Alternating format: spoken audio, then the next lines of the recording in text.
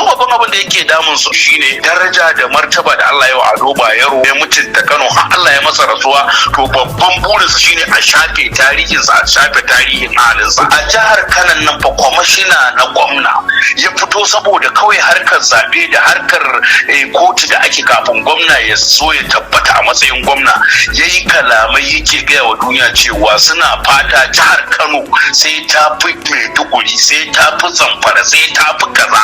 Ka ji mugun alkaba'i. Ai zancen nan na tsanyawa ga baki ɗayansa daga fara tsanyawa ko Shanono ko Bagwai kwata zancen nan kwata bai wata biyu ba. Motocin nan kuma da suke gidan sarki suke tsayawa domin kare martaba da mutuncin Kano, saboda yan kwankwasiya sun yi shiri kala Allah yana rusa duk da inda suka bullo sai Allah ya bullo da masoyan Kano irin su sanata Barau Jibrin su tara gurin. Amma da babu irin wannan tsaron a gidan mai martaba sarki Aminu Ado Bayero, wallahi tallahi gwamnatin jihar Kano ta yi wa Aminu Ado Bayero abin da ba taɓa tunani ba. Amma jami'an tsaro da aka zuba don su kare kar wata fitina ta faru, wannan ita ce damuwar su, ya za a yi a kauda wayannan mutanen. Wato Malaliyu, ita gwamnatin Kano ta rikice ne da yawa, kuma babban matsalar dama da muka faɗa shine ta zo gwamnati ba ta san daga inda take ba ta san kuma ina za ta je ba.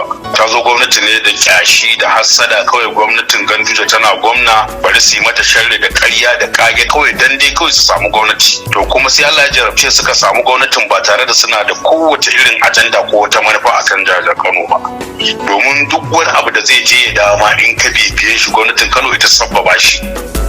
Ba don komai ba sa mutane a cikin masifa da bala'in rayuwa, musamman 'yan kasuwa da gwamnatin Kano ta zo ana hada-hada a fili idi, tun daga kan ɗan shara mai wanke-wanke mai dako har zuwa wanda ya mallaki shago ko yake hayan shago ko wanda yake da dukiya. Haka aka zo gwamnatin Kano a sati biyu ta zo ta mai da gurin nan kango, ta mai da kowa matsiyaci, ta ringa rushe yara a jihar Kano nan suka ringa bi duk inda gwamnatin nan take rushe kayan mutane, yara suna gurin da sun ji ma za a yi hassanarwa suke a zo ai. Kuma mafi yawanci yaran na magoya bayan gwamnati ne, kuma gwamnati ba a taba ji ta hana ba a taba ji ta yi kaza ba. Da haka ita ta sabbaba samarwa da mutane rashin aikin yi, wannan ta sa mutane suka rasa mafita bisa zargin da muke, ya sa mutane suka ba zama suka zama abin da suka zama. Amma magana cewa wai ana zargin cewa sanata Barau Jibrin waye, in baka manta ba a jihar Kano nan fa kwamishina na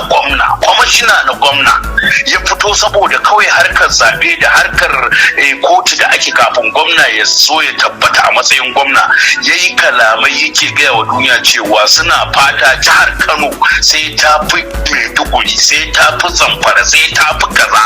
Ka ji mugun alkaba'i. To irin wannan maganar mala'iku suka amsa me kake tsammani?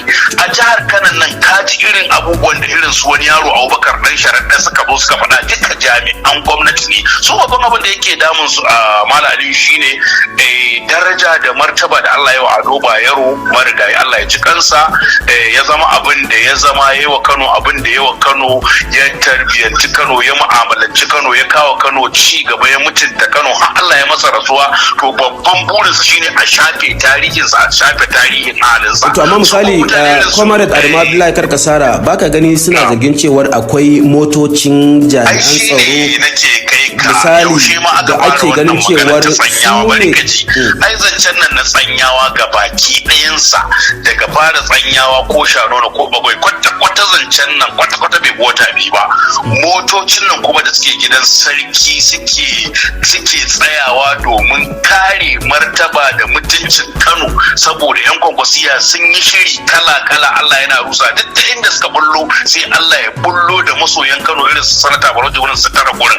Amma da babu irin wannan tsaron a gidan mai martaba sarki Aminu Ado Bayero, wallahi tallahi gwamnatin jihar Kano ta yi wa Aminu Ado Bayero abin da ba taɓa tunani ba. Amma jami'an tsaro da aka zuba don su kare kar wata fitina ta faru, wannan ita ce damuwar su, ya za a yi a kauda wayannan mutanen. Kuma wannan jami'an tsaron sama da shekara biyu suna wannan, ko kuma in ce sama da shekara ɗaya da wani abu suna wannan gurin. Wannan abun kuma shi aka fara, kuma jami'an tsaro ne aka ɗebo su daga ko'ina suke zuwa suna wannan. Kuma kar ka manta sanata Barau Jibrin kamar ya san irin wannan abin zai zo, saboda hangen nesa irin nasa ya zo ya ce jami'an tsaron nan wai da me ake wannan ta'addanci ne, da babura ake zuwa a je can a shiga abu ai ta'adda, ya ɗauki babura guda 1000 raba jami'an tsaro a jihar Kano, ce a bazama Kano ta arewa da sassan Kano, a shiga loko da sabo inda mota ba za ta je ba, a samar da tsaro. Ya biya samar da motoci manya-manya a dukkanin wani division da yake Kano ta arewa, ya gyaggyara division din nan, ya ba su kayan aiki,